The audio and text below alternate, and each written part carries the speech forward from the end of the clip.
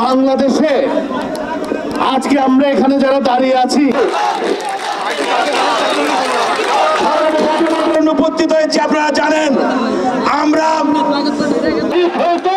সবগুলো হচ্ছে ওই গুপ্ত বাহিনীর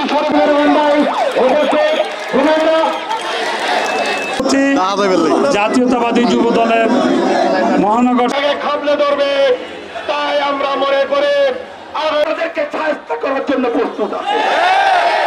প্রকাশ করা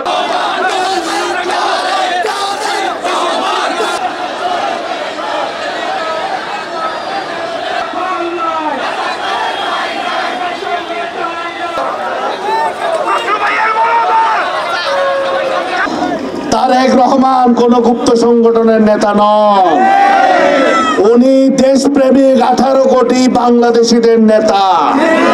আমরা আমাদের নেতার কথা শোনার চেষ্টা করছি, সংযত থাকার চেষ্টা করছি, ধৈর্য ধরার চেষ্টা করছি, কিন্তু প্রান্তিক পর্যায়ে যারা তারেক রহমানকে ভালোবাসে তাদেরকে কন্ট্রোল করা আমাদের সকলের জন্য অনেক কষ্টসাধ্য হয়ে যাচ্ছে।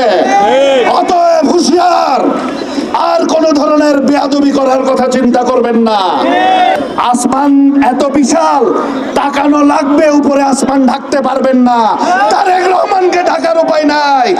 বাংলাদেশ জাতীয়তাবাদী দল বা তার কোন অঙ্গ বা সহযোগী সংগঠন সমূহ, বিশেষ করে এই সংগ্রামী যুব দল, কারো ব্যক্তিগত অপকর্মের দায় নেবে না, নেবে না, নেবে না।